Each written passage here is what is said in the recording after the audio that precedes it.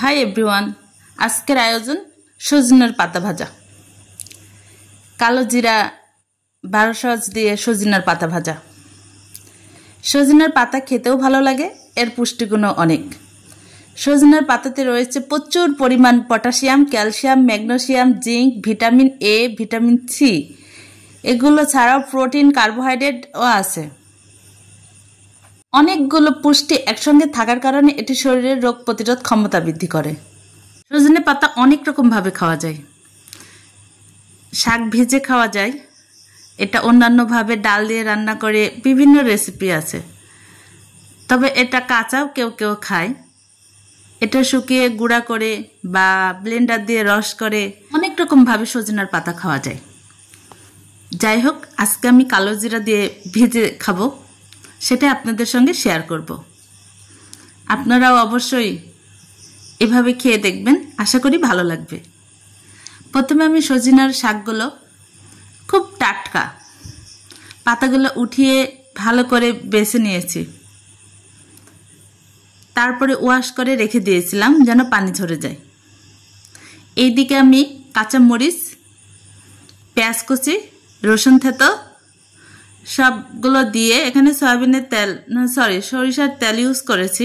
আপনারা ইচ্ছা করলে সয়াবিনের তেলও ইউজ করতে পারেন, কোনো সমস্যা নেই। রান্না করার যে কোনো তেল ইউজ করতে পারেন। পেঁয়াজ কুচিগুলো যখন লাল লাল হয়ে যাবে তখন আপনি এখানে কালি জিরা এবং 12 অ্যাড করবেন। যখন 5 মিনিট ভেজে নিয়ে কালি জিরা দিয়ে দিবেন, জাস্ট 1 মিনিট হালকা একটু ভাজা হবে, তখনই আপনি শাকগুলো দিয়ে দিবেন আর স্বাদমতো লবণ। শাক ভাজাতে বেশি কিছু লাগে না, খুব অল্প উপকরণে এবং অল্প টাইমে দারুণ একটা মজাদার খাবার হয়, যেটা আপনি গরম গরম ভাতের সঙ্গে, দুপুরবেলা সঙ্গে শুকনো মরিচ ভাজা দিয়ে খেতে ভীষণই ভালো লাগে। আর পাতলা ডাল। সজনার শাকে কিন্তু যারা ডায়াবেটিস রোগী তাদের জন্য ভীষণ উপকার, এবং যাদের কোষ্ঠকাঠিন্য আছে, মুখের রুচি নেই বা জ্বর, ঠান্ডা, সর্দি ইত্যাদি সমস্যাগুলো সমাধান করে। এজন্য সজনার শাকটা ঘন ঘন খাবেন,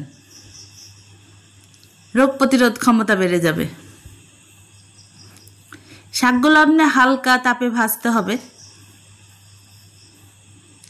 হিটটা আপনি মিডিয়াম রাখবেন। ওকে, ভালো থাকবেন, দেখা হবে নতুন কোনো রেসিপি নিয়ে।